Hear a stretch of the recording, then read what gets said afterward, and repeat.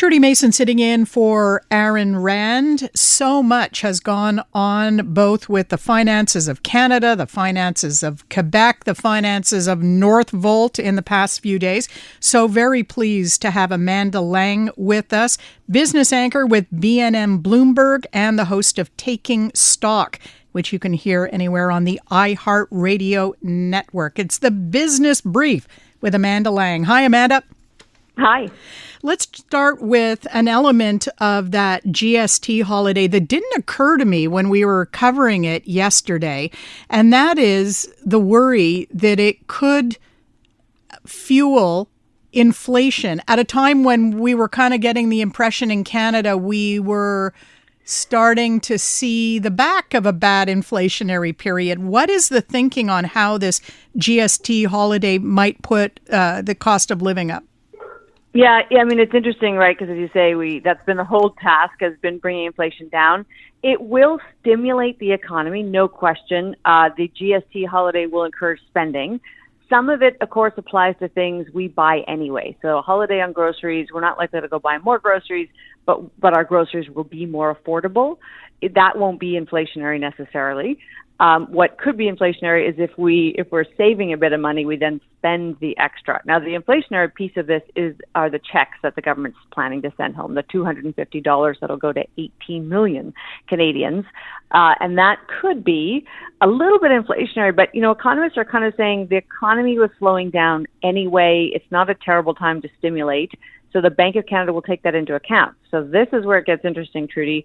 It could mean that your mortgage rate won't come down as much as it might have. The bank might need to slow the pace of interest rate cuts because of this federal government stimulus. That's a possibility. So we had seen in the most recent interest rate cut a bigger cut than expected. We're not expecting that again at the next adjustment? We were kind of already thinking we might see a quarter point, so 0.25% reduction at the next one. And the question now will be, will they likely all be a quarter point from here on out? And economists are kind of saying that's what they're looking for. It's unusual for the bank to go half a point. That's more kind of a more aggressive move in either direction. But in the last few pieces of data we got, including inflation this week, have economists sort of saying, okay, we're going to get 25 basis points next time, which is in the second week of December. Let's talk about Northvolt, because this is a big controversy here in Quebec. A lot of people weren't happy from the get-go that our provincial government was sinking so much, $500 million US in various aspects of the Northvolt project. And when we were talking to Finance Minister Éric Girard yesterday, he basically admitted that the half of that went into the American operation, which is now seeking bankruptcy protection, it's now, I believe the term he used was, Quebec is not naive about what is going to happen with that investment. I think they're basically going to write it off. $250 million. At the same time, though, Northvolt is saying the project here in Quebec to build the battery plant is on, but then not that long ago, we just had an announcement that the co-founder and CEO of Northvolt is resigning, Peter Carlson. Is this company so shaky on its legs that the whole thing is going to come crashing down? So they are certainly in a process of trying to resolve their debts, right? So the Chapter 11 proceedings is one that allows them to negotiate with creditors and keep operating. That's how that works, rather than a Chapter 7 where you're going straight to bankruptcy and just winding up your operations. It does mean things like the plant here in Canada are on hold. They were already on hold, but it literally means you can't do anything like that while you're working these terms out. I'm not familiar enough to know whether the investments that the federal government made, the Quebec government made, and by the way, now we understand some of the biggest pension funds in this country have made, whether they are at the top of the line, in other words, whether they'll come ahead of bondholders or behind bondholders, or in fact, in the case of the pension funds, it may well be equity, which is of course last on the list. So the question is, to your point, is this recoverable money or not? The bigger picture issue, of course, for Canadians and, kind of people who will debate this is the problem with governments picking winners and losers. And when we use that phrase, Trudy, we usually mean the government has picked the winner and other companies that don't get the money are the losers. In this case, it looks like they picked a loser. which is even worse. So you can disagree with the whole concept of government sort of funneling money to one business instead of letting the private market sort it out. In this case, it looks like we picked one that may not actually survive. That's unfortunate.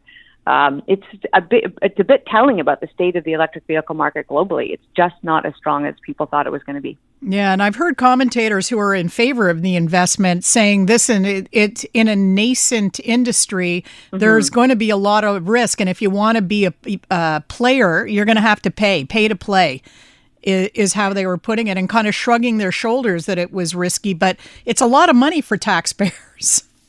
It is, and I mean that was the argument. And you know, our industry minister made it well that we want to be in the game. We need to be part of the North American supply chain. That we want to be in the battery space. And so whether it's this or the Volkswagen investment or the Stellantis investment, we made a series of big taxpayer-backed choices to keep us at the table. In aggregate, many of them will be successful. But as you know, some of those other ones have also been slowed down. It is early, and you know maybe these will all pay off over time. And it's important to be in it so that we stay in the mix. But it's, as you say, it's expensive, and there's a bit of a kind of a, you know, what else might we have done with the opportunity cost of these dollars going here instead of somewhere else? In terms of international trade, we have Doug Ford coming out and saying that all the provincial and territorial leaders are on the same page when it comes to Ottawa trying to negotiate a bilateral trade deal with the U.S. instead of looking to that review of NAFTA, which includes Mexico, and instead kind of doing an end run around that to exclude Mexico and go directly to the incoming Trump administration. Why? What is the thinking of the provinces on this question? It's really just a reality of what's happening in the world. I mean, Mexico has invited Chinese investment in a big way. The U.S. has its elbows up about China. They're going to impose tariffs. And the U.S. is very, very worried about kind of backdoor entry into NAFTA, or, now the CUSMA, by China. And so we have, of course, in the last round, we agreed to a whole bunch of new content regulations that will disallow that keeps, cheap foreign, non-treaty partner stuff out. Mexico has, according to the U.S. at least, been a little more lax on that front. Now, should we be throwing Mexico under the bus is a really good question. We have benefited from the trilateral agreement. We benefit from the trade with Mexico. However, people will remember that when we were renegotiating NAFTA last time that resulted in CUSMA, the U.S. and Mexico signed a deal without Canada briefly. We had to scramble to say, hey, we want in too. So the notion that we would go bilateral wasn't invented by us. It was invented by the Americans and the Mexicans. So we'll see what happens. I think ultimately we would benefit from the full continental deal surviving, but the reality is we have to deal with the people we're dealing with, and they are fighting tough, and we better be prepared to do the same. Do we need to get our elbows up too? Well, we need to be thoughtful and play well. We have some trump cards, pardon the pun. We have energy that they want. There's a lot of things about Canada, and of course the biggest one we have of all is the Ontario auto supply chain, which is a huge chunk of our trade with the U.S. So that does matter. The border states care deeply about their relationship, of course, with us. Quebec has very deep business relationships, including, of course, the export of power that matters a lot to Maine and New York. And so there's lots of reasons why we will play well together, and we shouldn't overplay our hand for sure. I'm a bit surprised, Trudy, if I'm honest, that we're so willing to publicly disavow Mexico ahead of the beginning of any talks. But it may just be everybody's telegraphing to the new Mexican president to get their act together, because we do need we need the U.S. to be satisfied and not impose tariffs on the world, because that's the real risk to everybody. Very interesting. Amanda Lang, thanks very much for your time. Always good to talk. Amanda Lang, business anchor with BNN Bloomberg and the host of Taking Stock, heard on the Iheart Network.